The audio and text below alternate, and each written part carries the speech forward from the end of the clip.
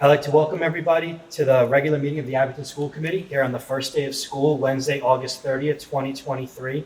If you could please rise for the salute to the flag. I pledge allegiance to the flag of the United States of America and to the republic for which it stands, one nation, under God, indivisible, with liberty and justice for all. Thank you. Before we get started, I just wanted to let everybody know that Julie Groom has a personal matter today, so she won't be here today. Our new student rep, Jake Spillane, is wrapping something up for seniors, and he will be here after that's done. And Danielle Grafton is just running late tonight. So getting into the agenda, is there any hearing of visitors? Would anybody like to speak on anything before we get started? Okay. Reading and approval of the minutes. So after review, I'll be looking for a motion in a second to approve the minutes from June 20th, our last meeting of the last school year.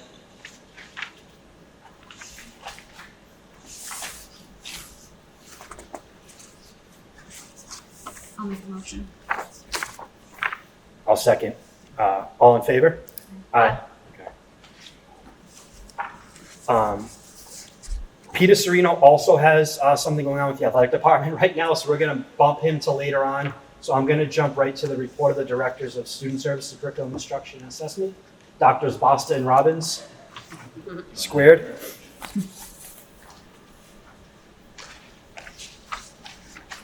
Hi everyone, thanks for having me tonight. And I'm here to just report on the successful completion of our summer programs this year and just provide a bit of detail for the listeners. So I'll be speaking to two of the programs. I'll be speaking about our extended school year program, which is part of our special education program, and our English language education summer program.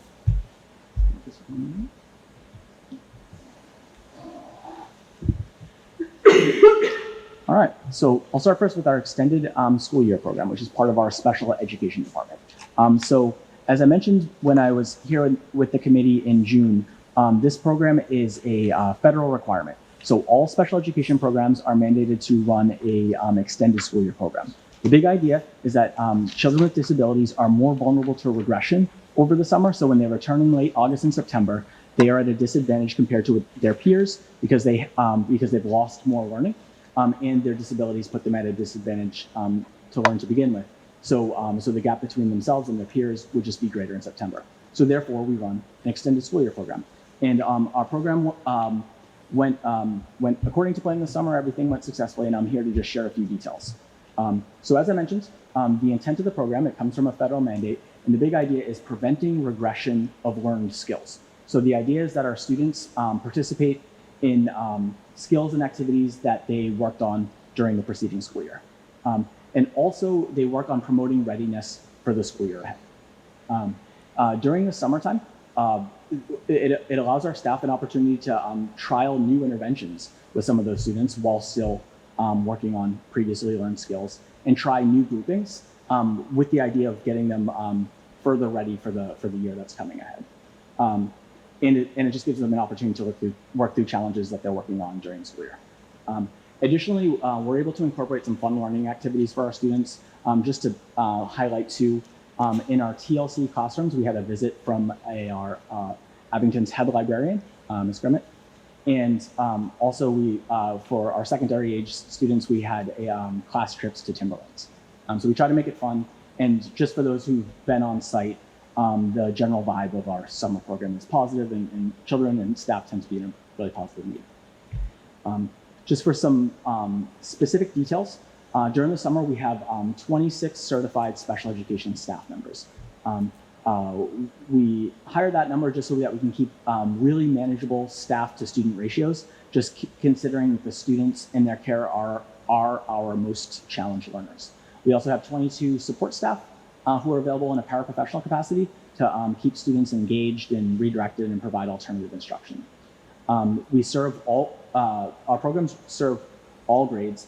The emphasis with us is really P to 8, preschool to 8, but we also have a summer work and learning program for the students 9 to 12.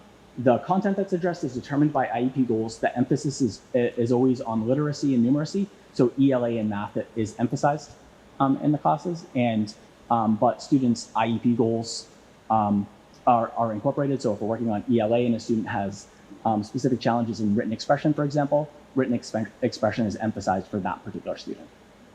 We have 102 students participate, and there were 115 eligible students. So that just means 13 students didn't join us, but otherwise it's a really good good turnout.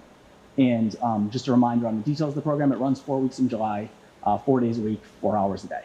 And to be eligible, you just need an IEP that says that you're eligible. So I'm going to move on to our English language education program, which is for our English learners. Before I do, does anyone have any questions about the special education component? Go ahead.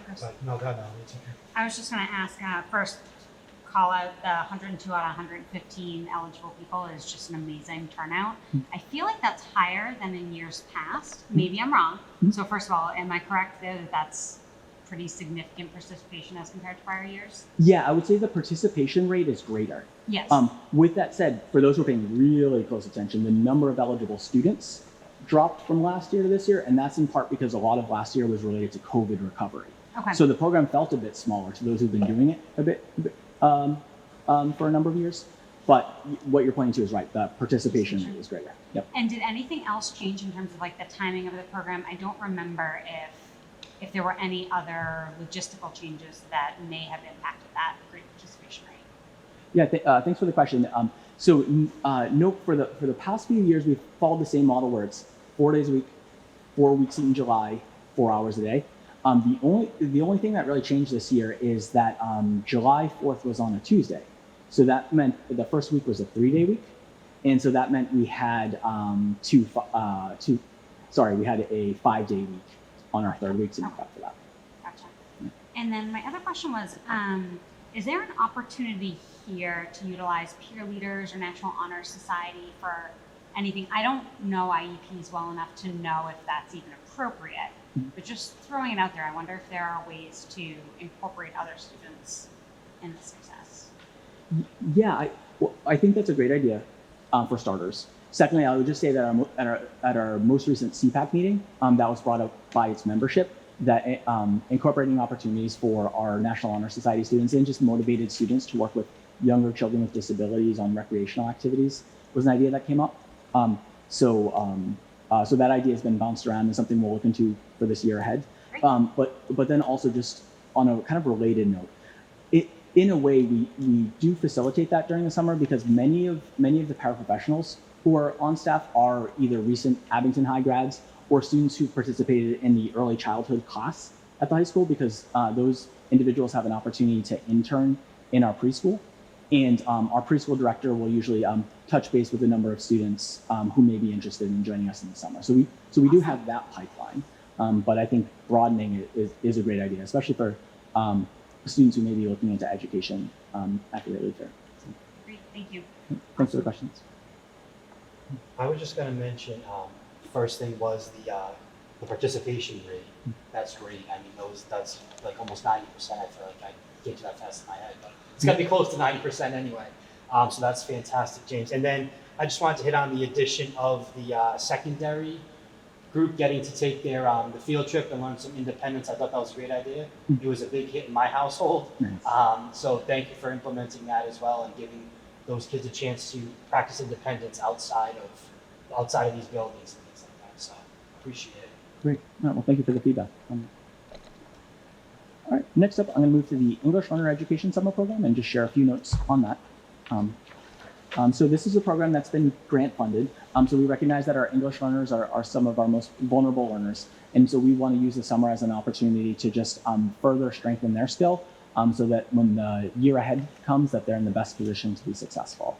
The real purpose of this program is to help our English learners just further practice and strengthen their speaking, listening, reading, and writing skills.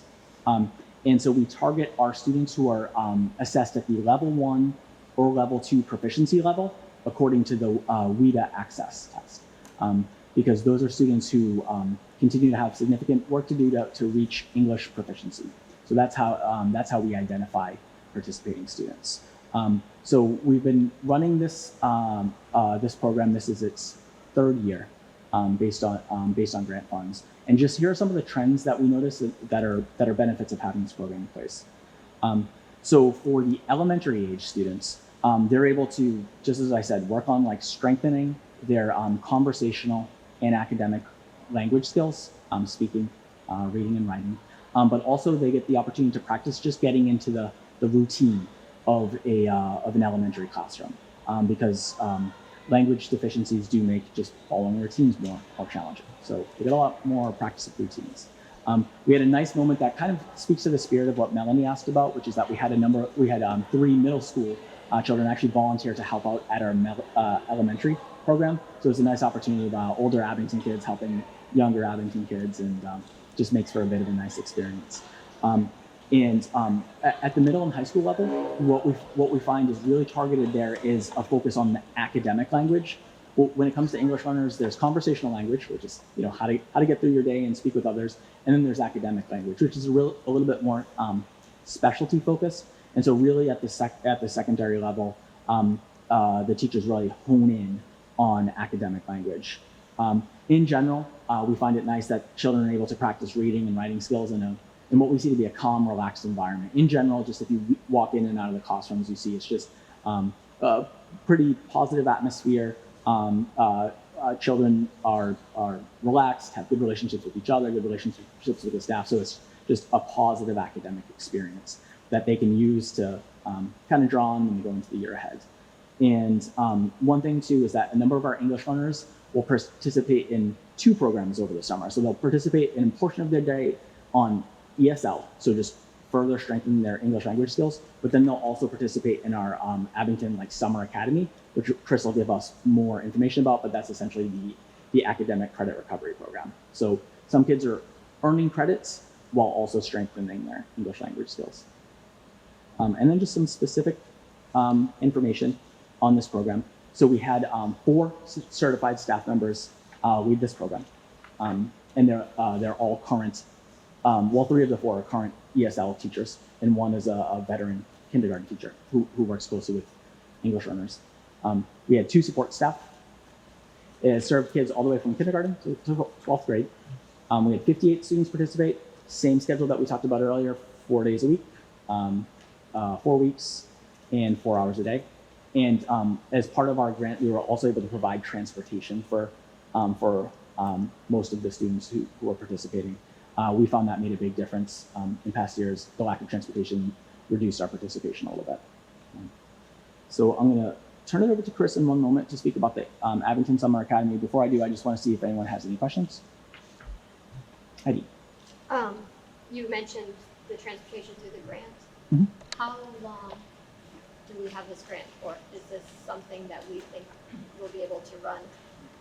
Yep. So Felicia can probably speak about this in the most specific way, so I'll turn to her. This is being currently funded through the ESSER funding. Okay. So those, we're hoping that we'll be able to have the program next summer, and that would be the final summer. Okay.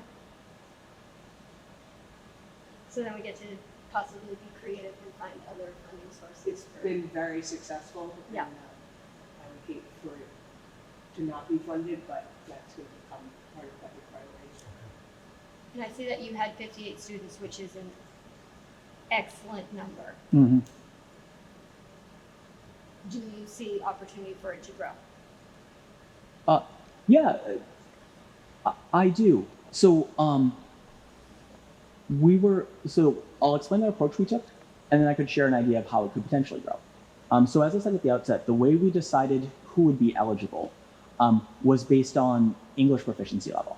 So all of our English learners are administered the WIDA access test, and that tells us, the strength of their proficiency skills. And so we prioritize students who are at the level 1 and level 2 area. Okay? The reason is because that's a performance level where English deficits are going to interfere with academic performance. Right? So we prioritize that group, and then we did a lot of advertising about it. So a lot of translated flyers. We made use of our Talking Points app to make sure a lot of parents got the message.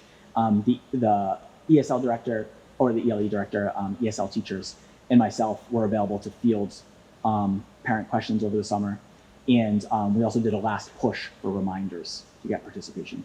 So as a result, all but maybe 10 or so eligible students were able to participate. So, but so we feel like if we're targeting level 1 and level 2, we had a really good participation rate. In order to enhance participation, we would have to go to higher English proficiency levels. And of course, there's a lot of value in having students who are at like the level 3 level participate in this as well. And so we would just have to make a decision that, oh, we also want to prioritize the level 3 students. Now, those students are much closer to functional proficiency if you're at the level 3 area. So it's not as, it doesn't seem, as necessary, so to speak, but it would still, of course, add value to these children. And we've had a nice program over the summer. So if we decide to enhance our levels, we would just use the same strategies we did this time. The numbers that you're giving across the board speak volumes, not just to the hard work that you all are doing to get the word out there. Congratulations on that, because these numbers are unbelievable for people taking advantage of opportunities that they might not have otherwise, but also to the families. It's a big ask sometimes for families to do 4-week summer programs, things like that. So that's just showing a huge commitment to education. And I'm very, very impressed. So thank you. James, is the 58, is it across the board grade wise? Is it more heavily concentrated in certain like elementary ed or secondary? Yeah, it just based on where the level of need is present in our district, it's usually the case that we have more level 1s and level 2s at the elementary level, in part because as English learners stay with us, we boost their proficiency. Yep. So I would say that the highest concentration was at the elementary level, and in other words, our biggest classroom was our K to 2 classroom. Okay, great. Thank you. Anyone else have any questions? I do have 2 questions. So, when does a student move out of the EL group? Is it a level 3 is the last level, and then after that, they're just a former EL student? Well, yeah. So a student has to reach a proficiency level of its 4.2 on the access test to make it so that they've officially attained what we deem to be acceptable English proficiency. So that's like an objective metric for us to turn to and to say, okay, proficiency is there. And at that point, just as you said, they become a former English learner, or we call them a FEL. We do, based on state guidance, we do continue to monitor them for at least a school year to make sure that they are progressing successfully. And just one thing I'll mention too is that at times our current English learners or former English learners can actually opt out of any sort of monitoring program. And then I wonder if we can follow those 3 middle schoolers who buddied up at the elementary school. I wonder if there's a connection there that will continue on to this year. I think that would just be an interesting anecdotal response to their education, because I think it's great for that connection to be made at such a different grade as the children age up within the system.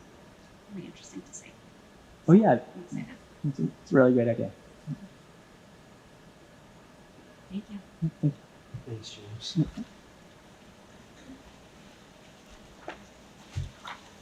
Hi, everybody. We had a good summer. You too. Thanks for having us back, like James said. I am going to talk about the general education summer programs that we held this summer.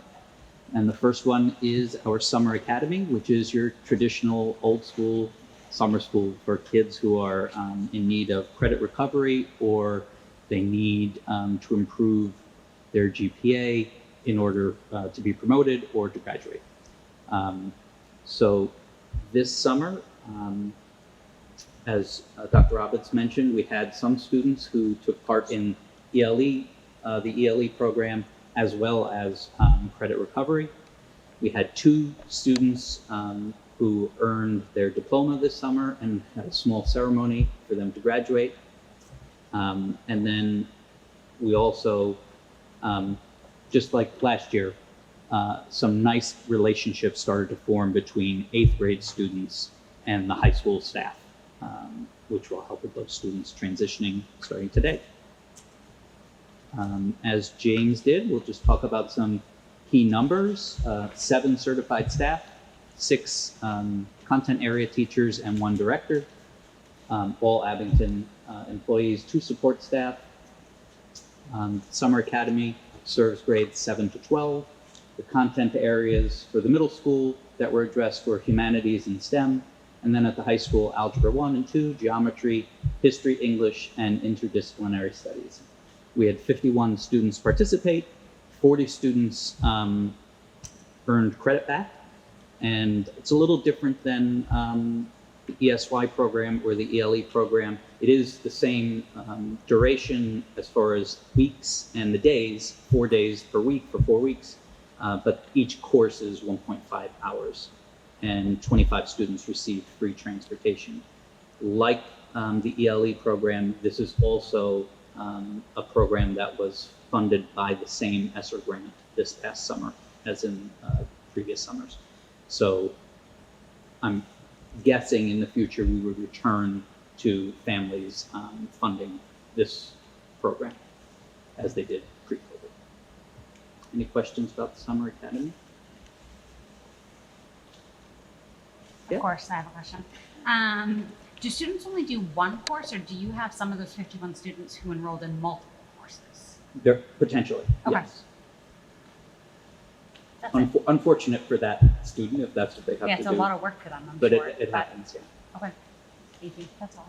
And looking at, clearly there's 11 students for whom credit recovery perhaps did not happen. Mhm. There's something in place for this upcoming school year then?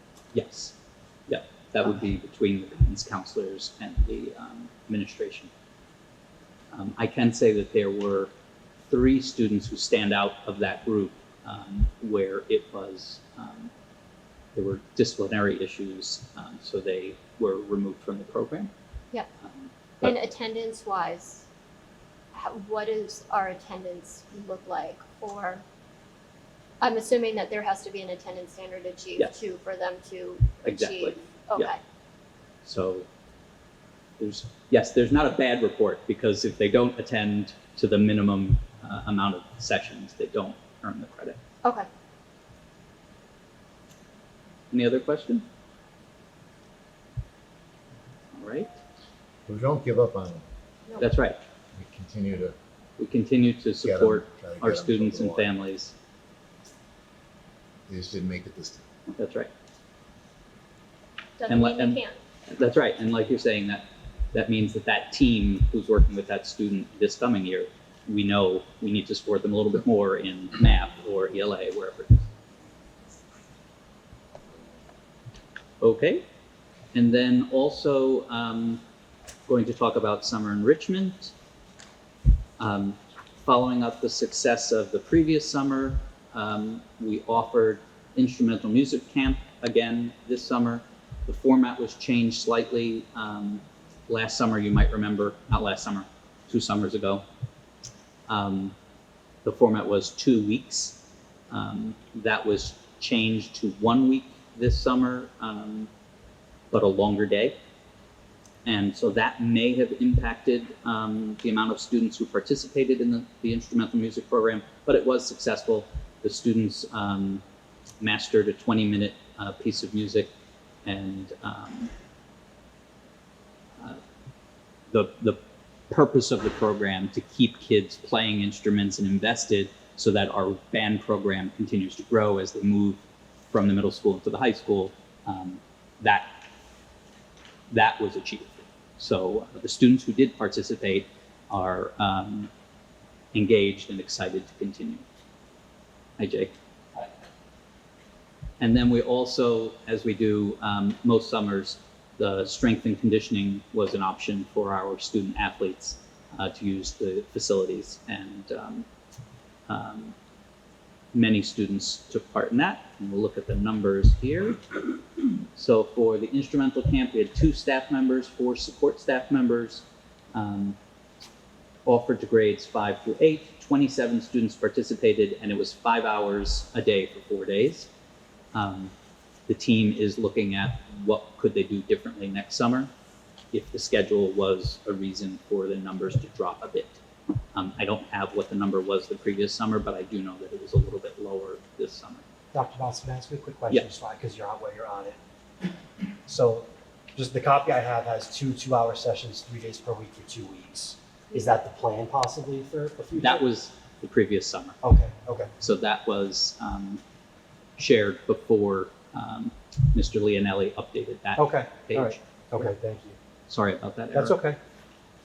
So you can see what it was the previous summer, and this is what it was this summer. So something in between, or maybe some other configuration. is what There we'll were be looking also, if I'm not mistaken, 3 different camps being held Right. that same week. There Right. were lots of very difficult choices Yes. being made. at. And I think if I go back, to your point, Mr. Leonelli is thinking about shifting this camp into late August or mid-July to, mid to late August to avoid those other camp conflicts. Thank you for noticing that. And this summer instrumental program was also funded by ESSER. So we're in the same place as with the ELE program, where we have to sort of think about how do we move forward once the ESSER grant money, the grant program is completed. And then strength and conditioning, there's 1 staff member, high school students, about 30 students participated, 4 1-hour sessions, 4 days a week for 8 weeks, and 2 1-hour sessions, 2 days per week for 8 weeks. And then lots of teams also took advantage of using the facilities. Any questions about the athletics? Not a question, but a shout out to Coach Bueno. She crushed it, and I know she made some really good impact on the kids who took advantage of the opportunity. So thank you to Coach Bueno. Agreed. Anybody else? No? I'll just keep going then? Yeah, that's fine. Yep, that works. Thank you. Okay. So I believe the next thing on the agenda Calendar. It's professional development. let's see. Curriculum. Okay. So a quick update for you about the summer curriculum work that happened this summer. It happens most summers. So this past summer, certified staff updated portions of our curriculum based on our curriculum review cycle. Areas that were updated include grades 7 and 8 ELA. They had adjusted a few units. High school computer science, grade 11 and 12 math courses, AP environmental science, K-3 English learner education, wellness for kindergarten, as well as grades 5 and 6, grades 5 to 8 social emotional learning, and pre-K to 12 mental health procedures. All of these updates are to further align our curriculum with state frameworks or national standards and the needs of our students. All the revisions are reviewed by department heads, directors, building administrators, and myself before they are shared with staff. Additionally, our world language team here at the high school participated in MAFLA Summer Proficiency Academy, and they'll be continuing their focus this year on aligning the work they're doing with students to those standards. To the 2021 world language standards, as well as what they've learned at the Proficiency Academy. And some of our 5 to 12 math committee members participated over the summer in 2 sessions where they continued to look at resources as part of the pilot that's ongoing. Any questions about the curriculum work? Well, you just remind me, I know that they went this summer, and I know I'm assuming it's not their time for the summer curriculum writing. When will they have time as a department to get those hours? Because it's such a monstrous task. For writing. Yeah. So they are starting to plan that now. Okay. They have CPT, common planning time, every week. And some of those weeks it's extended because of the way the high school schedule works. So they will use that time, but after they come together and kind of decide what are they going to tackle first, they'll approach me and Mr. Bourne and ask for release time at certain points during the year when it makes sense. When is it their point? If this weren't happening, when would it be their point in the cycle for them to be up? So they are actually, They're up for review in the next year for their resources. And so that kind of goes hand in Yep. hand. So right now we're talking about, do you look at resources or not? If we're going to use more teacher created materials instead of a text, right? That's the conversation that's happening right now. Okay, that's great. And I can't tell you whether it's going to go one way or the other. Okay, thank you. But I'll keep you updated. Thank you. Anybody else? Okay. Next is professional development. P12 teachers in the district started this year focused on research-based best practices for multilingual learners. That's another phrase that's being used nationally and at the state level and locally for our English learners, recognizing that it's an asset to be bilingual or multilingual. So you might start to hear more about MLs versus ELs, but we're talking about the same population of students. So our staff took part in that PD yesterday morning, provided by Kelly Cooney from Equity Consulting. It's a continuation really for us of the theme we've had for the past 2 years, focusing on being more inclusive and equitable for all students. As far as the DESE teacher standard, teacher rubric, it would be standard 2, teaching all students. So we focused on cultural proficiency for 2 years. We're keeping that going in at the building level, but we've added this layer of linguistic proficiency and responsiveness. So yesterday and then also on October 3rd, Kelly Cooney will be back to work with teachers at elementary and also secondary on the same ways to improve access for multilingual learners in every classroom. And then later in the year, our teachers will be looking at executive functioning skills, which has come up for several years, right? So we'll be looking at how can we help our students at all grade levels further develop and hone their executive functioning skills so that they can access everyday life in an organized way in addition to classroom expectations. And then at the same time, each building and department will explore topics more specific to the needs of their department and their students throughout the year. On November 1st, we'll be having our first differentiated PD half day for staff, where we have the morning divided into 3 one-hour sessions. And at each session, there'll be between 15 and 20 different options that teachers can select to participate in, covering things from math and literacy to self-care, social emotional learning, college expectations. About half of those offerings are being presented by our own faculty because we believe in the expertise of our faculty, right, Heidi? Yep. And then the other presenters are external presenters from some colleges, from some consulting groups. No one is being paid for this. They are donating their time, and this is a pilot for us to see how it goes. But we want teachers to differentiate for students, so we're trying to differentiate for our teachers. So we're excited about that, and as we get closer, we'll share more information about that. Any questions about PD? Yes. Just a comment. I don't know who spoke on opening day, but I heard it was great. Steve McGuire, yes. He's from Situate. Okay. Just wanted to say that I was hearing little rumblings. They were Yeah. good. Yeah, we got lots of positive feedback about Steve. Thank you. 2 questions. Yeah. Executive functioning skills. Thank you. Do we know what direction is there or who we're going to use as our, okay, Not yet. that's fine. Still in the works. And the other thing is I love this idea, hopefully, for the in-service. I think it sounds great. Our paraprofessionals, are there going to be modules specifically? So November 1st is a day that paraprofessionals do not have to work.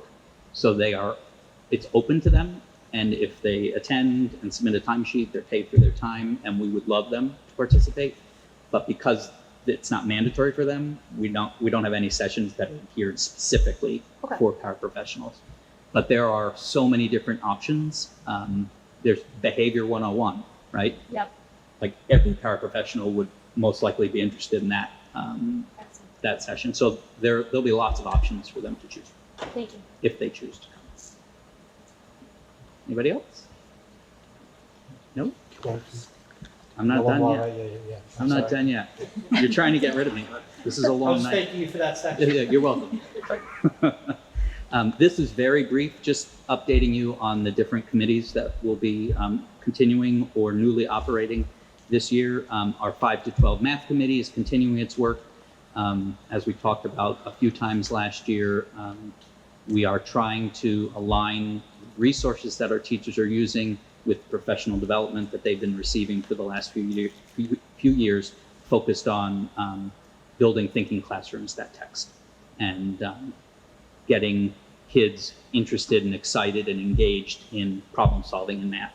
So that committee will be piloting 2 programs, continuing to pilot. They started piloting last year, but they'll continue to pilot 2 programs this fall.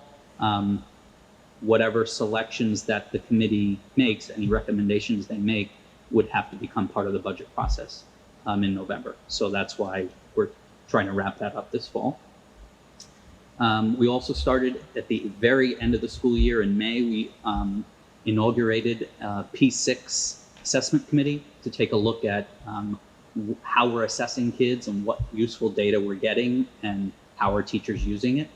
And are we able to see growth over time between schools? Because you can only get so much from MCAS, and MCAS doesn't go down below grade 3. So that committee will also be continuing to work this fall. Pre-COVID, the middle school had a report card revision committee, if you recall. K4 did the same thing and actually completed the work and got the new report card started in 2021. The middle school, for various reasons, paused and is restarting. So that work will be happening this year with the intent of coming back to the committee at some point after the winter with a proposal for report card revisions that will take place next year. And then lastly, grades 5 and 6 ELA, their resources are expiring at the end of this year, and they are up on the docket for that curriculum review cycle. So there'll be a grade 5-6 ELA committee looking at their curriculum and their programming also. Any questions about any of that committee work? I have a quick one. Can you explain what P6 means? Preschool to 6. Good Okay, question. thank you. That's educator jargon, sorry. Okay, that's okay. Yeah. Usually you see P12, but I might have still asked you the question if you said P12, just to be honest with you, so without seeing it written in something. Thank you, Dr. Foster. and then the last item on my list, and then I will be done with you, but I'm here to answer questions if you want, is you'll remember that you voted to approve a calendar last spring, and then DESE changed a date that forced us to change a date in March, and you voted to approve that change. After our last meeting in June, the AP testing dates came out, which forced DESE to change one of their MCAS dates, and the change that DESE made because of AP testing impacted our May PD day.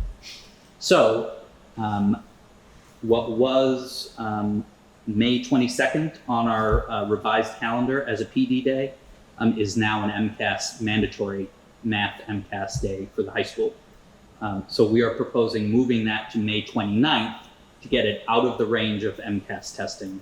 And so I'll be happy to answer any questions, but it's I would recommend that that's the change we make. Does anybody have any questions about it? No. Okay. I'll make a motion to approve the calendar change of moving the half day from May 22nd to the 29th. I'll second. All in favor? Aye. Aye. And this is why you haven't seen the printed paper green calendar. Correct. I was going to ask, you know how I feel about the green calendar. I Yep. was really wondering. Can we That's- update this one online? Whenever you guys are able to. We're just waiting for this. Yep, that makes sense. Yeah. We didn't want to send an update and then update the update, and then That's people would say, "You guys are." They already say we're crazy, so. we don't So wanna for the make it worse. people watching at home who have already filled in their calendars, we hope you filled them in pencil. Yeah, and we'll highlight that everything else is the same. This is the one change on the calendars, but this is the final calendar, so I have to go looking for the change. Correct. Thank you.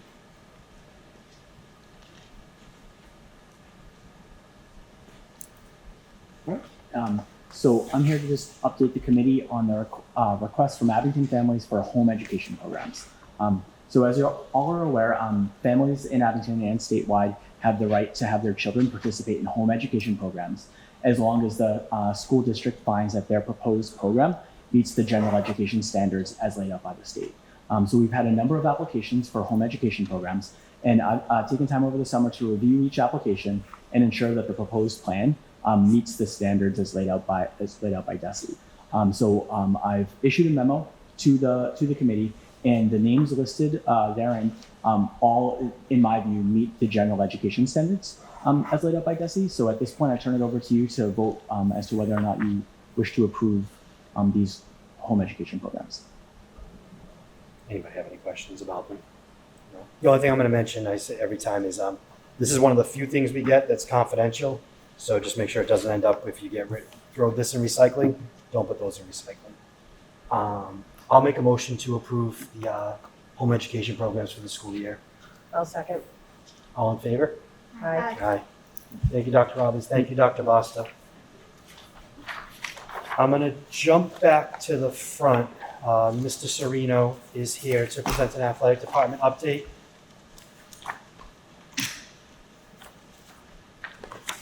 How is the nutritionist program? I thought she was pretty good. Excellent. So I apologize for my tardiness. We were finishing up. We fortunate to have a sports nutritionist speak to our athletes last night and tonight. So last night was the I female. was going to say, Peter, if you give me 1 second, I forgot to. Jake, I announced that you were going to be here and why you were running late, but I just wanted to introduce now that he's here. Jake Spillane is our student representative for the school committee this year. So welcome, Jake. Thank you very much for volunteering your time.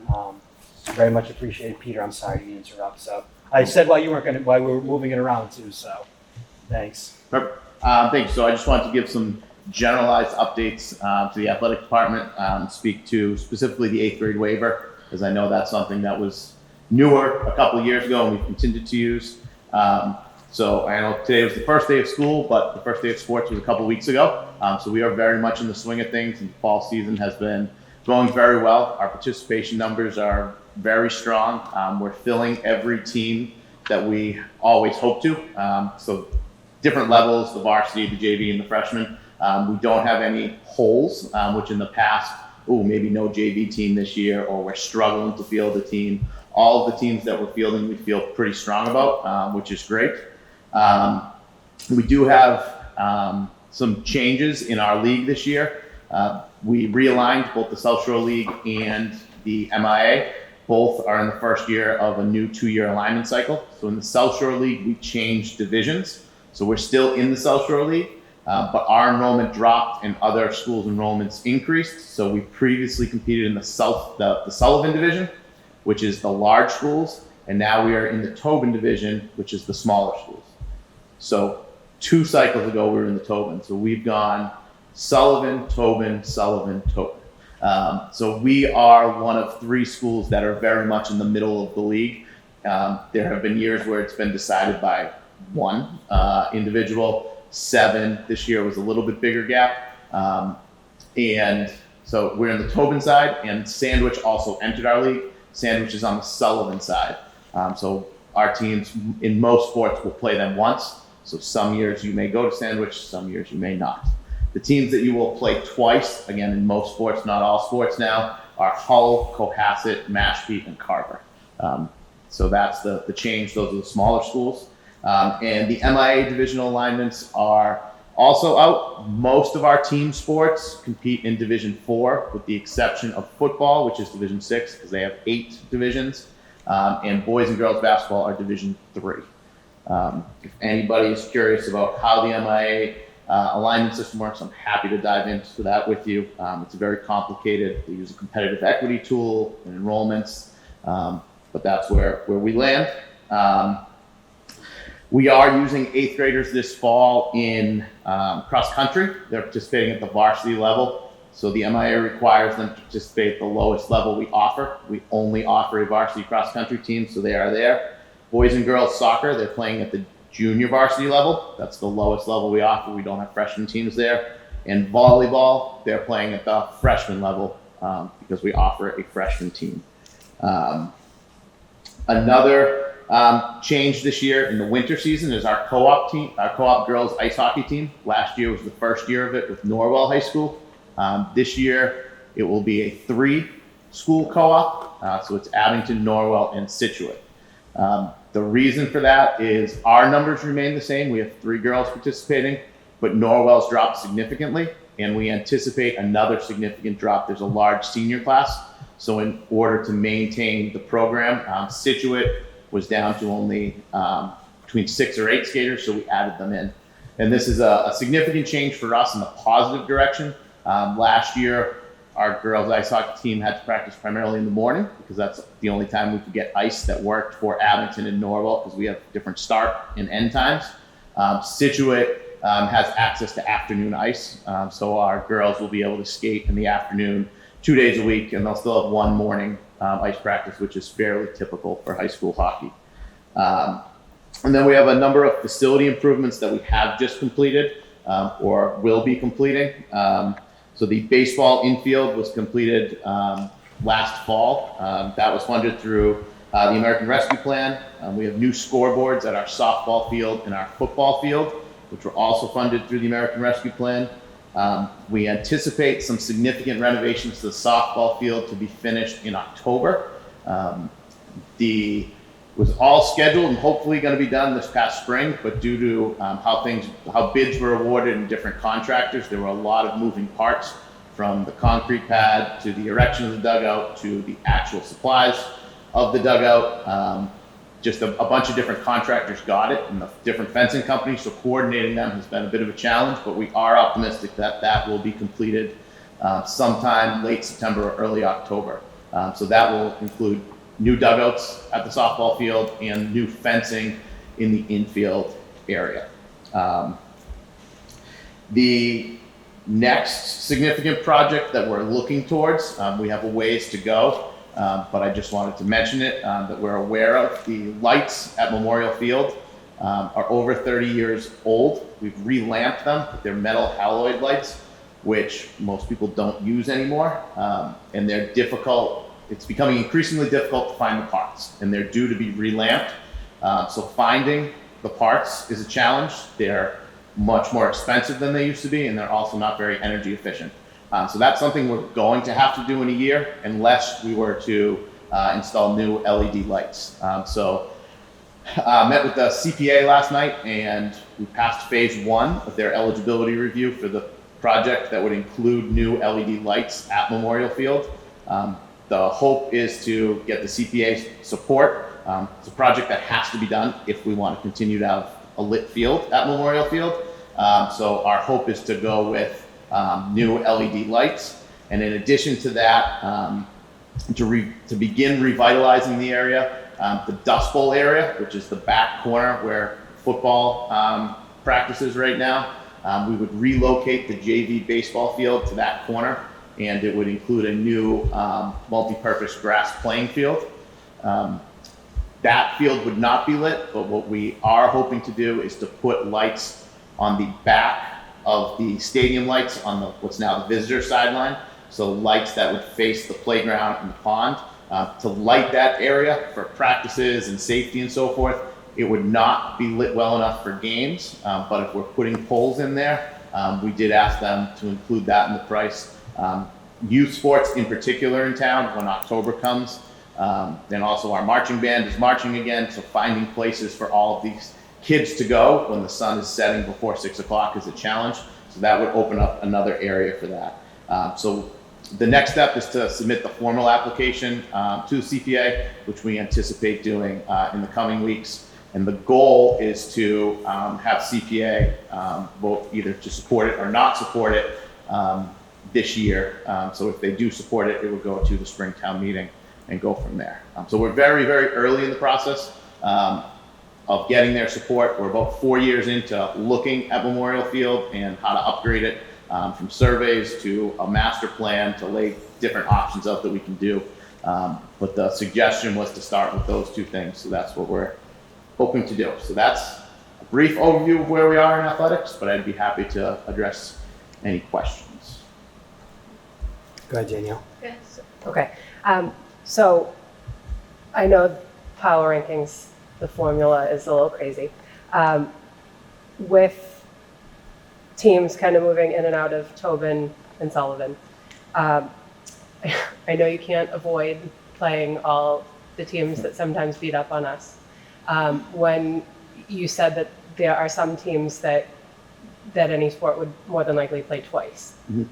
If it's a team that we would beat up on, do you have the option to play them only once and play a tougher game? No, so different sports have different scheduling parameters. So most of us, like soccer, basketball, baseball, softball, volleyball, I'm probably missing one or two, play your side twice and the other side once.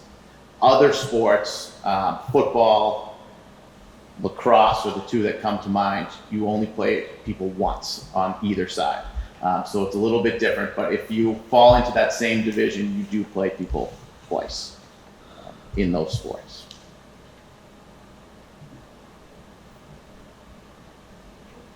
All set. Heidi? I know it's early, application's not in, but are you looking at CPA for a full cover of funds, or would that be a partial? Our hope is to ask them, it would be the first time they did this, but to be a bonded project for them. So they would borrow and they would commit to paying it over however long the committee decides to do that. So Sean Riley has been assisting with this, and he's been working with the town accountant to get some numbers and so forth. But that is our initial hope, is to go that route. If that fails, then we'll have to look at other options. Both of these things are things that the town has to address in the immediate future, not even near future. The condition of the Dust Bowl has deteriorated quite a bit, and if we're going to continue to play on it, we need to address it. And if we want to have lights, we either have to continue to relamp with metal halide lights or update it. Go ahead, Nani. I don't know if you have numbers yet, but I'm curious if you know what percentage of our population is participating in a fall sport of either, I don't know if you have 8 through 12 or 9 through 12, but if you have any statistics. So I can tell you 9 through 12, the percentage is not perfect because we have a lot of kids coming and going. So knowing our exact population on day one is tough, but it's about between 45 and 50% of our students are grades 9 through 12 are playing a fall sport. And we currently have 28 eighth graders. This was as of this morning. It could have changed in the afternoon. It's very fluid, but that's where we are now. And typically, in a typical year over the past few years, about 65% of our students play a sport throughout the year. We usually average over 700 700 participants. Now, if you play 3 sports, you would count 3 times in that number.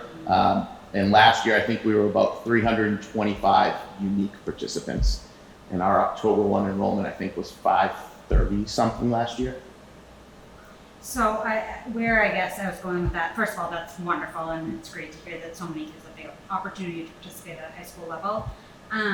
I'm wondering if us moving from Sullivan to Tobin is more to do with our overall town enrollment, or if it has to do with fewer children participating in athletics, and maybe it's a combination. No, it's a great question. So the participation numbers don't determine that. Our overall 9 through 12 enrollments. So the South Shore League realigns using last year, so October 1, 2022 numbers, which I believe we were 536 or 538 last year, which was down a little bit. When they previously did it the 2 years prior, we were 587. So that was kind of the drop. It was typical. We had a couple large classes graduate, smaller come through. The MIA uses 2-year-old data. I don't know why. So they used October 1, 2021 for this year's. So they used the 587 number. So we're a little bit higher there. And a lot of the change is a result in other schools too. So Rockland's numbers went up a little bit. So Rockland, Abington, and East Bridgewater are traditionally the 3 that are in the middle. And there have been years, literally it was it was 2 students one year, it was 7 another. So the cause of the change in division is our enrollment dipped a little bit, 9 through 12, and other schools increased. Okay. Thank you. But our participation numbers, just comparatively within the league, is on the higher end. We are not the highest. Cohasset and Norwell tend to come in close to 90%, but we are in the upper third, usually come in about 4th or 5th, give or take. Peter, I just have 2 things. One, that's first, I guess this is not one of the 2, but that's the participation rate sounds great. Like that's great that we have that many in the high school. First thing I want to mention is, this would have come out later on, but since you're here, congratulations on winning the District 9 Athletic Director of the Year. Thank you. That's further in our informational items. And the second thing is the grade 8. So I guess I just want to reiterate and just make sure, look to confirm, I know it's the answer, but that it continues to be used for what its intention was utilized for, to fill high school teams, not necessarily to make sure we get any 8th graders in a high school program and then rearrange after that. So that's all. Yep, and I agree with you 100%, and I understand it's a sensitive subject. And I think we've proven that we're doing that, because some sports where we have had it in some years, we haven't. And one example of that was last year with volleyball. We applied for the waiver and received the waiver, but then on the first day of tryouts, we had 8 freshmen sign up and show up. So we literally had to tell 8th grade girls, I'm sorry, you can't participate. And then some of them ended up going soccer and some of them didn't. But Okay. I agree with you. Okay, great. 100%. That was all. Anything else on that? Peter, thank you so much. Appreciate it. Thank you very much. So, with all the things that have been going on, and you just heard, I mean, we've spent quite a bit of time talking about the last 2 months when we haven't been in school. We've been in school, summer school, but we haven't had our general operation. My father still asks me if I work in the summer. So, we do. And all of the things that you heard about are examples of all the work that goes on in the summer. The other thing we do in the summer is we get ready to open another school year. And by way of demonstrating, my opening of school report, I want to thank the people that helped us get open for a good opening, because today was good, verging on great for our opening. It wasn't perfect. It's never going to be perfect. Anybody that says anything is perfect is wrong. We strive for perfect, and we hope to always get there, knowing we're not going to get there. But I saw buses rolling. Students, actually, I'm asking them as they're leaving today, how was it? Believe it or not, and this is the truth, I know I'm the superintendent of school, so I'm probably lying, they actually said they had a good day, the majority of students. Some said it was okay. That's actually not a bad report from students that didn't go to school in the summer. Jake, how was your day? You tell me the truth. Oh, it was pretty good. There you go. I saw Ms. Grafton looking at you, and I was like, that's a good idea. Let's ask the student. So, but in order to make all those things happen, I want to thank Jason and Lynn in the maintenance department and all of the people in the maintenance department, especially the elementary schools have challenges because they're older. They're not the 7-year-old, 8-year-old building.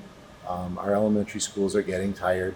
The systems are old. However, all of the systems were inspected, maintained, and worked on this summer, and they're functioning at a level that we know will keep the students and the staff in all of the buildings as safe as we can keep them. Gene Conan in the food service department, today we fed over 2,000 students, and most of them ate a school lunch. And if you think about how all the food groups get distributed and all of the work that goes into making sure that happens, and they eat, it's fairly miraculous that you feed that many people in such a short amount of time.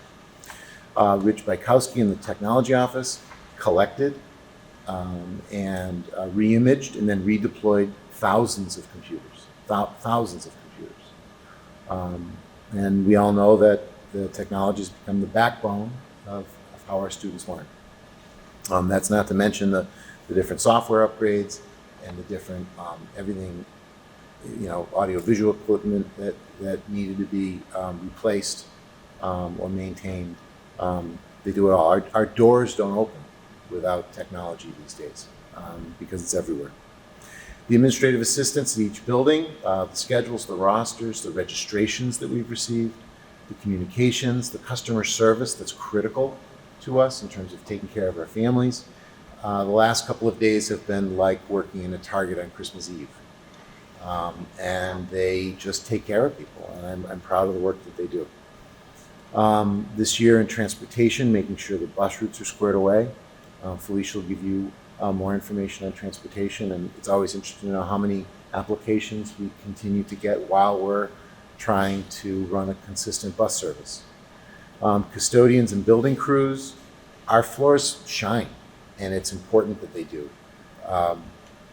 Not only are the buildings safe, but they look good because we need to be proud of the environments in which our staff and students return to.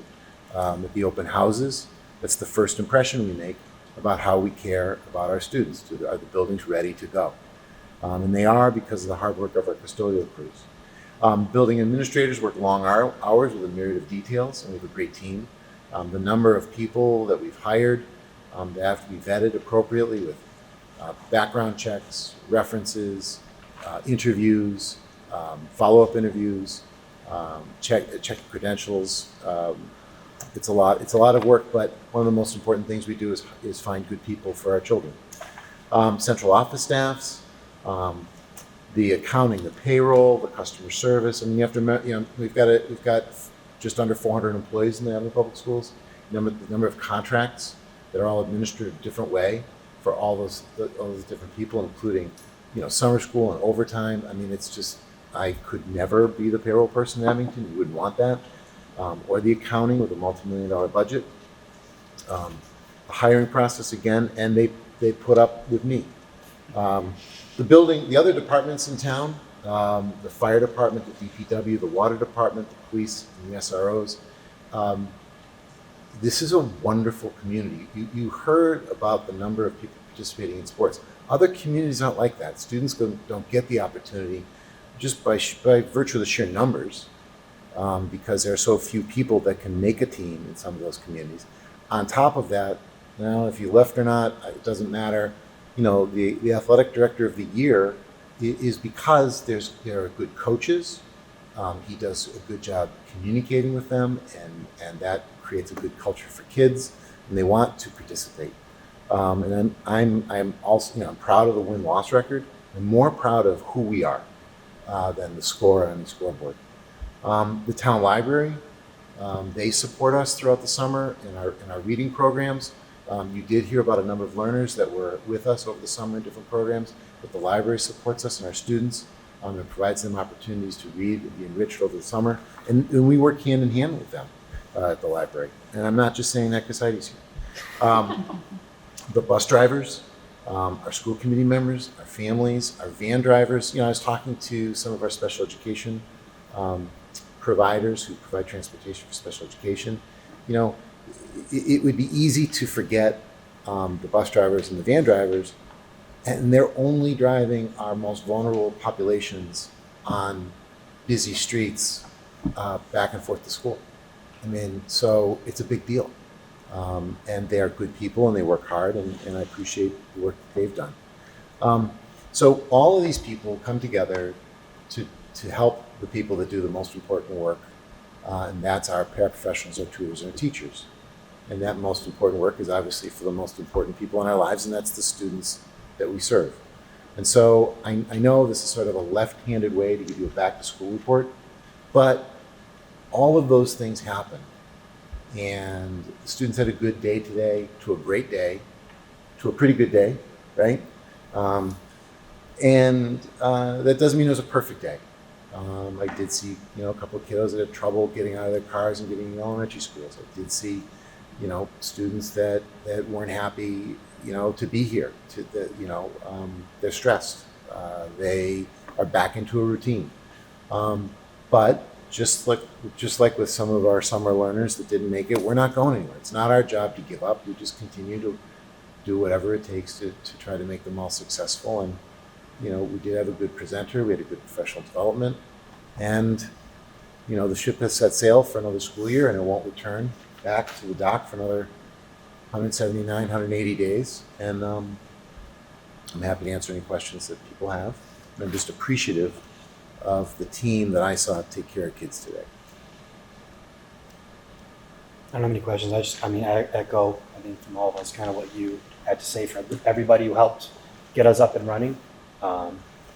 I was not online too much today, but nothing really crossed my eyes of being anything super crazy like has happened in prior years. I know, at least when I got here, the traffic was fine this morning. So I don't know what it was like earlier, but the traffic was moving much better than it has in previous years, even with the weather. Unfortunately, in my mind, I always think of the first day of school as like, I don't know, like perfect September weather, even though it's August, but that was not the case today. So, no, I mean, thank you to everybody as well. And if anybody has any questions, please feel free. You know I do, but anyone else can go first. Do anyone? Okay. Vacancies that we have currently in the district. How are vacancies? Do we feel like there's been a longer time to place or any trends that we're seeing with our staff?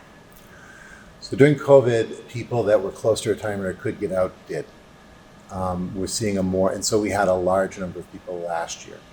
This year, we're seeing a more natural movement of faculty and staff. So we currently have 7 positions that are open. 6 of them are support staff. We hire for the support staff at the end of the summer last, and sometimes, as we open. The reason for that is many of these people, these professionals or tutors, are looking to get full-time teaching jobs. And if you hire them early, a lot of them get those jobs. Then you're replacing them and backfilling.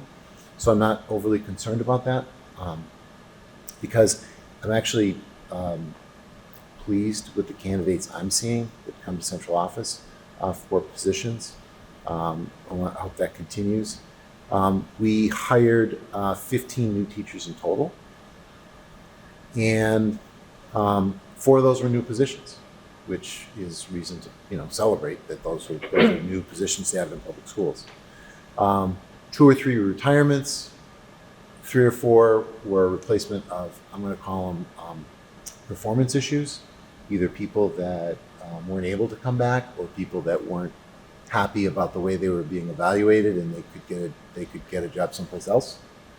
3 or 4 were people who either moved, their families moved, or had found a location that's their commute improved tremendously, or maybe they felt that the package that was offered was better. We do offer a competitive wage in Abington. We offer the prevailing wage for the communities in the North River Collaborative. I'm going to need help naming them all. They are our neighbors. We don't compare ourselves to wealthy or poor or places, because the cost of living that we need to measure ourselves against is the local cost of living and the prevailing wage, locally. Rockland, Holbrook, Avon, Hanover, East Bridgewater, Raynham, those are the communities.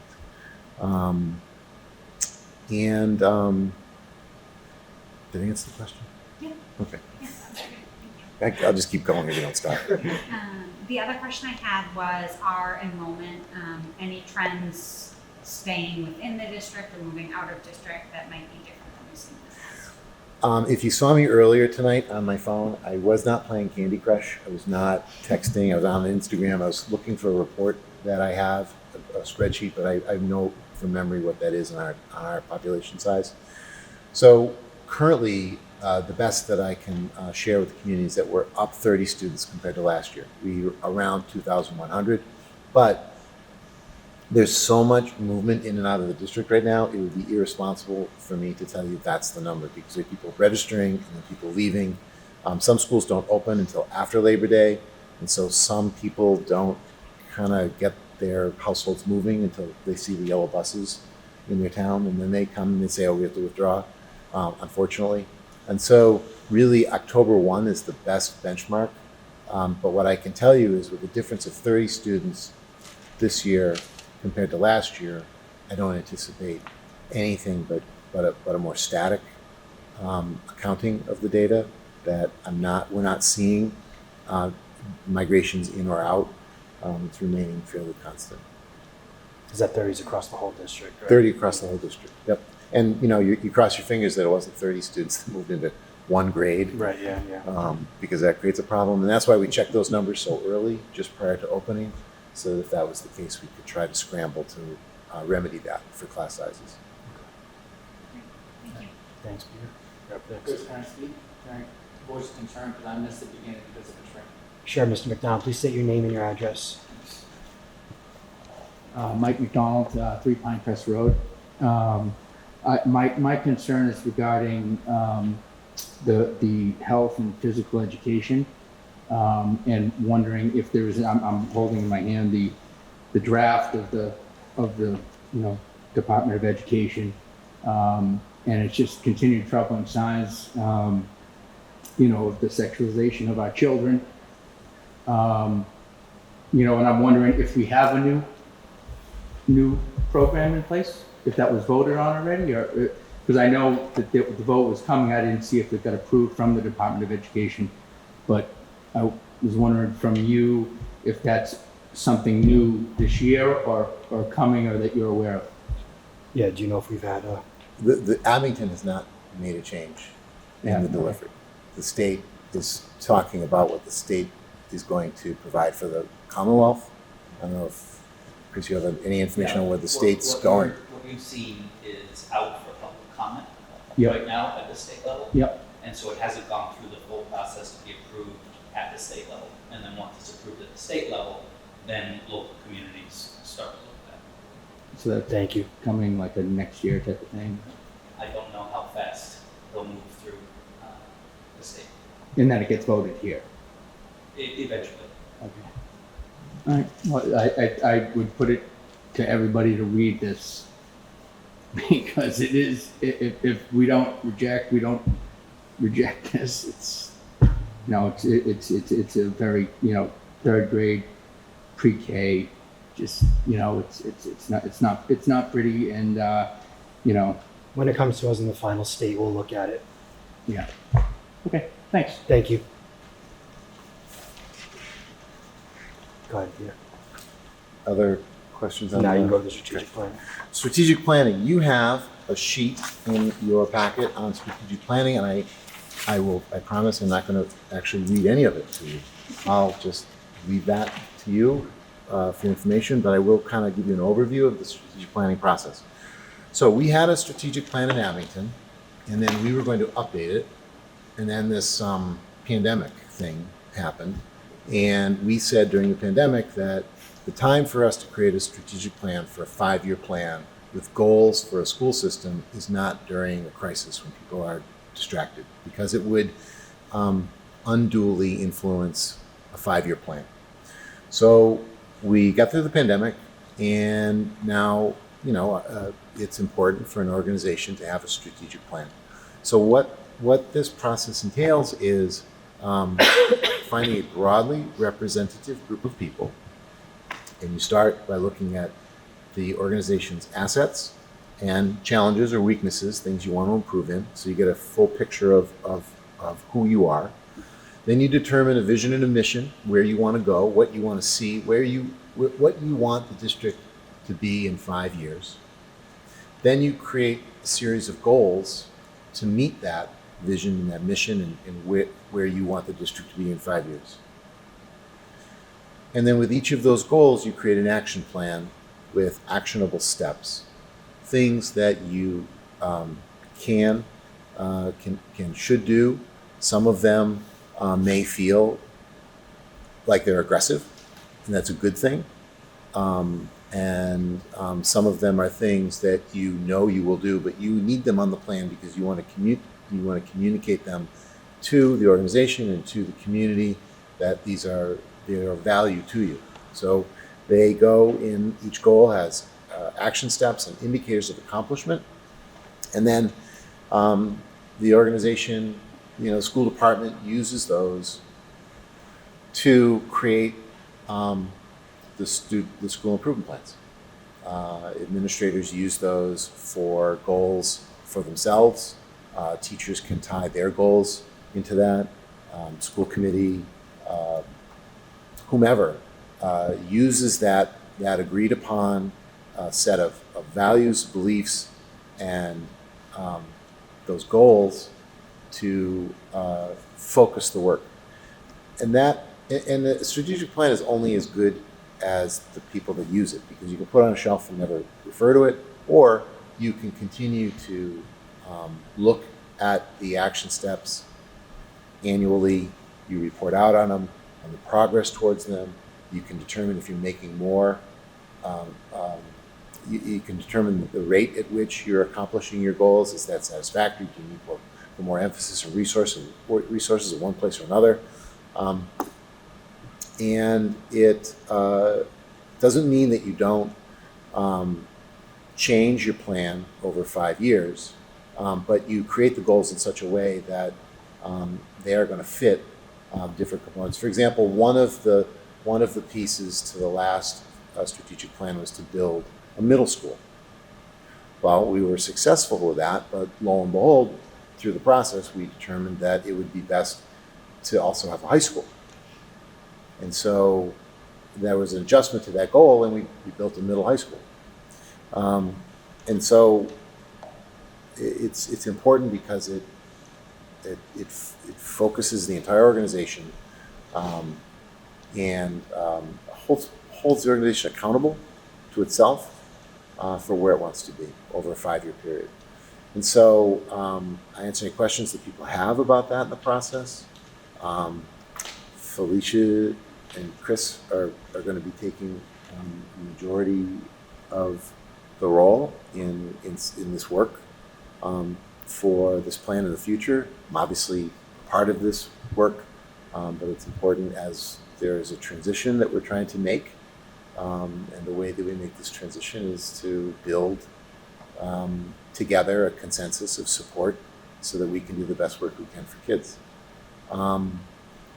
The last thing I wanted to mention was who wants to be a part of the process. It would be good to have, I think it's really important to have at least one person, or if there's two, that would be good. More than that, because we're trying to get representation from the Board of Selectmen. I mean, Parents. honestly, more than 2 of us can't really be in there anyway. Right. So Good, you didn't think of that, because that's a quorum. So I don't need to know tonight. Yeah. Felicia and Chris don't need to know tonight. In the packet, I've included the dates for the full committee for participation. We've already started the process as an administrative team over the summer. One more thing we did this summer. And these are the dates that are for the full committee, so that you know what's out there. I don't need to know. yeah, tonight. you guys. I'll I ask mean, Chris I was gonna. So I mean, if you're interested, in terms I'll of ask that, Chris. you don't have to let me know right here on the meeting. Let me know when this ends or whatever. I know it's the first one set up for a couple weeks from now to start off anyway. So if you take a look, let me know. We can even maybe, if it becomes a couple where somebody can't make one, you fill in the other one. I know that sometimes happens with other I mean, if you consider like a subcommittee, that sometimes happens with some subcommittees with 2 people, where if somebody can't make one, you fill in the other, and then somebody maybe make another one. So we can talk about that afterwards in terms of who may want to be a part of this on a routine basis or going forward, at least through these 4 meetings or the rest of the calendar year anyway. I'm assuming these are not typos, and Yeah, 9:15 to you're out. 12:15 is during my school day. Yeah. Because I would love to do it, but I can't take those days off from work. I'm looking at the dates and times, and oddly enough, it does fit with my work schedule, except for the first meeting. That's what, yeah, but if the rest are able to, I mean, I think that there's going to be, I mean, if I was, I could never probably make all 4 of them either with work and things like that. So that's what we can talk about. We can talk about stuff like that afterwards, nothing we voted on. So we can discuss that afterwards if we want. So I can mention to Julie as well. Perfect. Can I ask, when was our last strategic Well, it was plan? More than 5 years ago. yeah. We used to call it was 2020 vision, because it was a vision 2020. So that's how I remember we used to laugh about it. It's 2020 vision. Gotcha. So So then it was supposed to get kind of We restarted didn't see then that and one everything coming. else. Right. No. That's a good one, Heidi. Yeah. Thank you. I mean, no, it makes sense. You wouldn't want to start it during the middle of that, not knowing what we may be in for or anything that was going on at that time. So I appreciate outlining the process, and I think, does anybody have any questions though right now for it? Is there a place where we can see that previous strategic plan? Sure. It's posted somewhere, or? Yep. I can get a copy to you. I'd just be interested to see. Yep. Thank you. We had it posted, and then because it was, the dates were, Yeah. we took it Way down. up, Because right. what's it say about your organization that your strategic plan is expired and you still have it on the wall? Right, absolutely, no, All right. Does the, sorry, can I ask That's you a good. question? Yeah. Does the committee have to vote on the strategic plan, or this is just a process that then is informational? That's a great question, because I was thinking about that tonight, and so what I came up with, and I could do more research on it, is I think if the committee wanted to vote on it, it could. I think that's up to the committee. To like a reaffirm kind Yeah. of thing when it's all said and Because done. if it comes to you and there's a problem, you know, you're an elected body, you know, I think you could do that. I think it would be a big deal. And hopefully what you're gonna see, you know, the purpose is for everybody to go, yay, we love this. Mhm. So if it came to that, it'd be important to have that conversation, because you don't wanna have something out there that the committee doesn't wanna support. Yeah, and the hope would be, even if it's during, so whoever ends up being part of it, even if it's maybe giving some updates about how those meetings are going at our other meetings, so we know as we lead up to there, and then it's not it's the idea of that subcommittee group being on there is to kind of provide the updates and you're the eyes and ears as to how things are going on. Do you know the answer to that, Felicia? Because that's the best answer I had when I thought about it. Yeah, I don't know a better answer than that. But the fact that we'd be reporting out each year on how we're achieving the goals, it feels like it would make sense there would be no reason for the committee not to vote. Mm-hmm. Makes sense. And then, to your point, Chris, I anticipate in the upcoming school committee meetings with whoever the representation is to do an update. Yeah, perfect. I think that'd be great. Does anyone else have anything on that one? Felicia, over to you. Go ahead. Sorry. That's okay. No, go ahead. Continue. Yeah. The person that we're using to help us create the plan, these are the dates that they were available. So if it was really a struggle, we could try to adjust them. Yeah, I don't know if it's, But I know that this is what they gave I mean, us. kind of what it's going to have to be during certain. I mean, Danielle's working hours make it Right. nearly impossible, no matter when it's going to be, whatever day it is. So. Thanks. All right, thank you. So, Peter, Did I steal your? as usual, steals about 3/4 of my thunder. Sorry. Thank you. But I did want Actually, it's to your thunder. do that. I won't do it next year. Yeah, he'll be sitting out there giving the thank yous. So I wanted to give you an update on busing and bus registration. Peter, as Peter mentioned, today was I believe to be a very successful day, including our transitions in and out of school.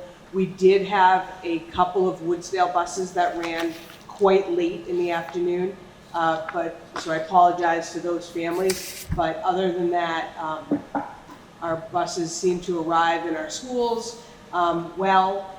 There was also it was a Woodsdale bus again this morning that there was some miscommunication, started a little bit early, so families missed that bus. We've made that adjustment. As you know, it takes a few weeks for the bus routes to really play themselves out. Everyone in grades K through 6 that lives more than 2 miles from the school is assigned to a bus, and not all of them take the bus. So after a few weeks, we know if there are places that we can change the route, for example, for a family that is an only family that lives in a neighborhood, the bus goes in there. Now the family isn't taking the bus, we then contact the family, make sure they're not, and so sometimes we can make those kinds of adjustments.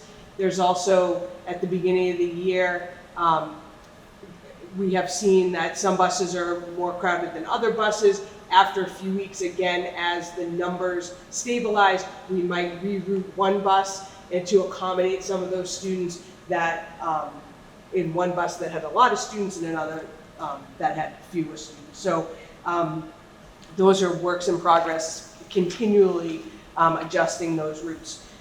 Something that's always interesting and of note is how many people sign up late for the bus. So since August 1st, we've had over 250 applications. Mind you, the cutoff was July 1st. Correct.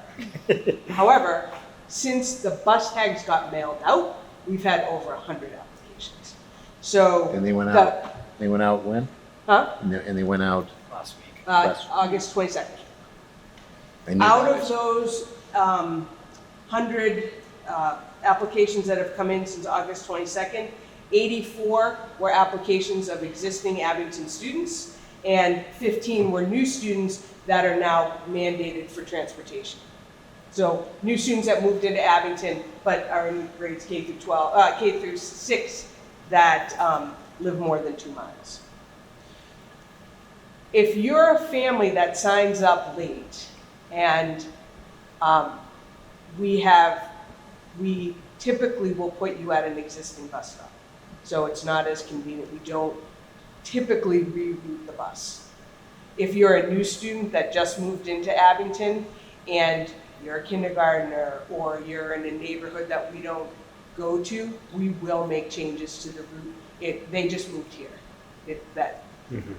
No, So that's the story of the buses. I will also, I also will say, the first couple of weeks, buses typically will get into the schools a little later. And if you think about, today was raining, so that actually makes the buses move a little bit faster, because a nice day, first day of school, every parent's taking a picture of their child. 20-second picture times the 50 students on the bus adds up. So I love that people take pictures, and I love that people are excited about the first days, but that makes the buses run long. In the afternoon, Beaverbrook, they have to have a caregiver at the bus stop. Some families don't know that. Bus drivers also want to make sure that each child getting off the bus has a caregiver at the bus stop that they don't know, the drivers don't know yet, so that takes more time. In the afternoon at the Beaverbrook, they're checking bus tags against bus lists to make sure the correct students are getting onto each bus. So there's safety measures in place that take longer. There's adjustments that are made continually over the first couple of weeks. So we understand that buses might be running long after 2 weeks. If a bus is consistently late, for example, to the middle school, we'll contact that bus particularly and adjust the time. Have to start the route 10 minutes earlier. And for people who don't know, at some point in those around 2 weeks, probably the Central Street Bridge may be reopening and make things a little easier for everybody too. But for all those reasons, that's why there's a fluctuation in the bus routes, that, there isn't a consistency, because, we're not allowed to lose kids, and we're not allowed to not bring kids that are new to school. We've got to add them to the bus, so it changes things. Question?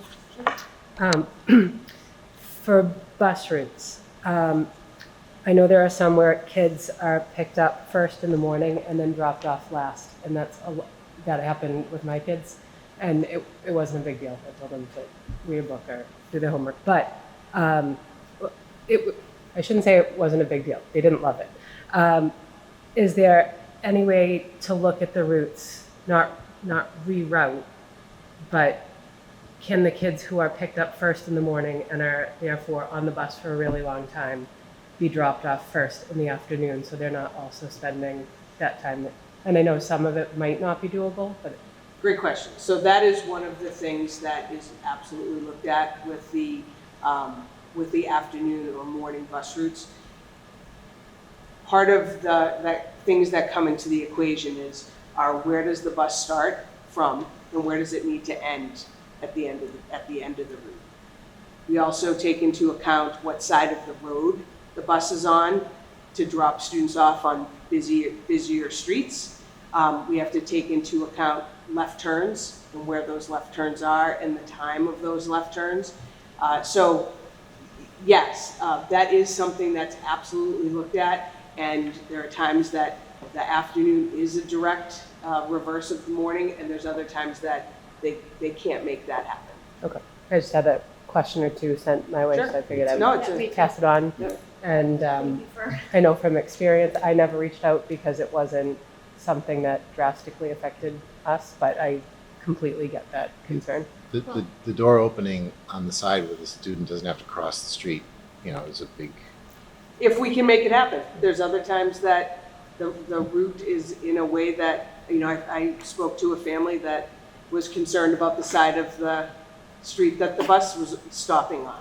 And we do everything we can. But in this particular case, it would literally add 12 minutes and a left turn out near Mio Gaza. So to do that would add 12 minutes by time, plus the time it takes to make that left-hand turn. Colleen Greenlaw gets all of the credit on these bus routes. And when I tell you the amount of time that she spends looking at every single stop, where the houses are, she's in her car looking at neighborhoods. Is this safe? Is this, let's get a bus down here. Can we get a bus here? So, but it doesn't mean people can't ask the questions. Thank you. Thanks. Have we ever explored, just out of curiosity, what other communities do with this big influx of people last minute signing up for buses? Because this has been an issue year after year after year. And is there anything we can do to curb the issue, perhaps? This is a question that is consistently discussed among my colleagues. I'm sure. And there's been conversation in districts about having an early sign-up bonus, having a late sign-up penalty. Believe it or not, then the argument becomes, do I have to pay the penalty? And it becomes a whole nother level of, I didn't know my son going into 7th grade that I had to pay for the bus. No one ever told me, I didn't get it. I just moved here. I don't need to pay for it. It just becomes, yes, some people are always going to be late, and paying $25 more isn't going to change that. And then on the other hand, we have an obligation, we believe, to get our kids to school.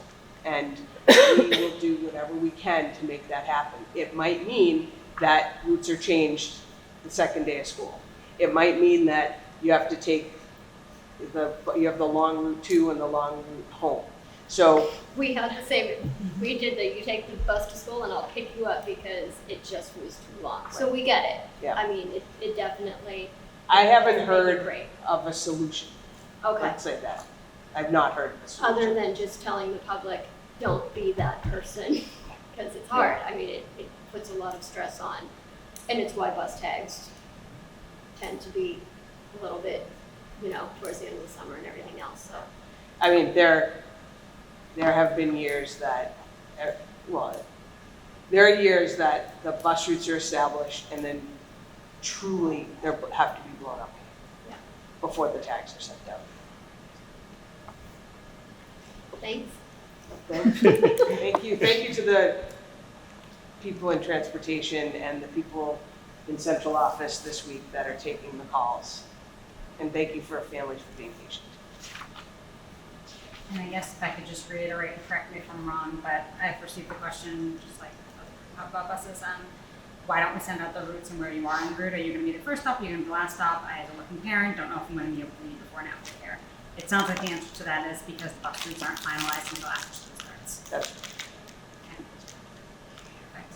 there are absolutely districts that these are the routes. Mhm. And if you sign up later, these are where the stops are.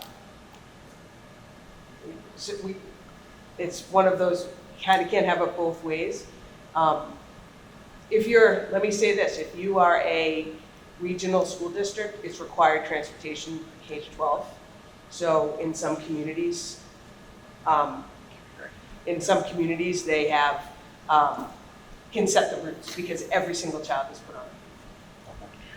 do you want to mention? Yeah, Tuesday is the first day of kindergarten, which also means the buses will be even later at the Beaver Brook.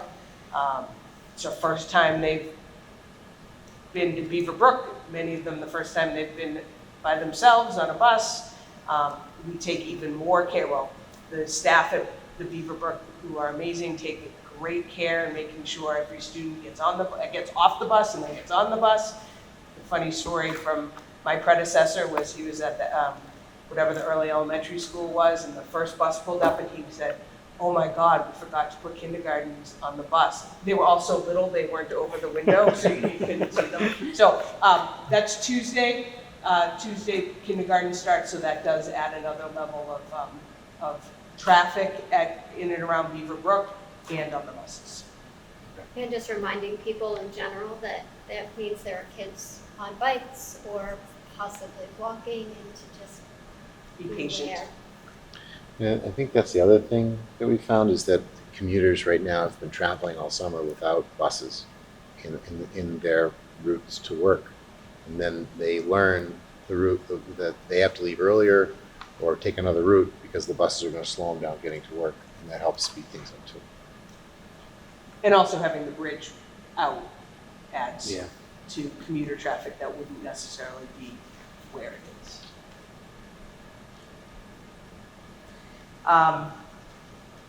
Is it the update? Yeah. Summer Facilities. facility. So I was going to thank all the people that Peter thanked, but I will thank them again because the work that they do to get our schools up and running is so important. The head custodians, custodial staffs, Jason Lynn and Eddie Belcher in maintenance, Colleen Greenlaw in the transportation office, Rich Bykowski in the technology, Abington Police, Fire, DPW, Building Department, and the staffs in all of our schools and in central office. I forgot one. Abington Camp. Abington Camp.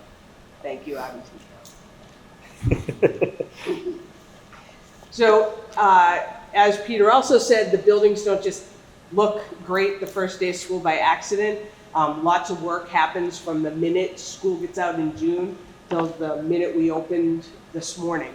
All of our classrooms and offices were cleaned, top to bottom. Floors were waxed, rugs were vacuumed, water was tested, water fountains were repaired, univents in our older buildings were cleaned and repaired as needed. Our kitchens were deep cleaned. The ventilation and heating systems in all of our buildings were checked and preventative maintenance was performed. All of our gyms received preventative maintenance and safety inspections. Preventative maintenance and safety inspections. Repairs were made in classrooms, painting and areas of every building was painted or touched up. That happens throughout the summer. And all safety operations in all of our buildings were tested. I think our buildings looked great, and I'm very proud of the work that happened over the summer. Right. Yeah, I'm open to everything that I've seen, everything that I've heard. This year was one of the few years I only had to go to one school for open house though, so that was different. So I can comment on the middle school looking fantastic. So.